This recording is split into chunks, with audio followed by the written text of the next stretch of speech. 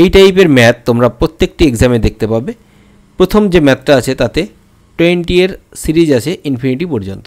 Infinity পর্যন্ত যে কোনো সংখ্যার সিরিজ থাকলে সেই সংখ্যাটাই অ্যান্সার হয়, অর্থাৎ 20 হবে অ্যান্সার। কী করে হয়? এটাকে যদি আমরা এক্স ধরি, এবার বোথ সাইড স্কোয়ার করলে এক্স স্কোয়ার ইজিকাস টু এদিক থেকে একটা আন্ডার রুট উঠে যাবে, তাহলে বাদিকে কি থাকবে 20, আর এই পুরো পার্টটা থাকবে। এই পুরো পার্টের ভ্যালু আবার এক্স ইজিকাস টু এক্স স্কোয়ার, একটা এক্স এদিকের এক্সের সাথে কেটে যাবে, আর এক্স ইজিকাস টু 20, মানে এটার ভ্যালু হচ্ছে 20। ক্লিয়ার?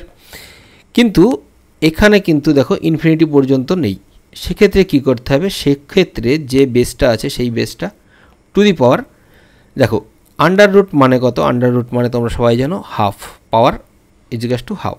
তাহলে এর নিচে এখানে একটা হাফ মানে নিচে 2 আছে, এখানে একটা হাফ নিচে 2 আছে, তাহলে নিচের 2গুলোকে মাল্টিপ্লাই করো। নিচে 2, এখানে 2 ইন্টু 2, 2 দুগুণে 4, 4 দুগুণে 8, 8 দুগুণে 16, 16 দুগুণে 32, অর্থাৎ 20 টু দি পাওয়ার নিচে হবে 32 আর ওপরে হবে এর থেকে জাস্ট 1 কম, অর্থাৎ 31।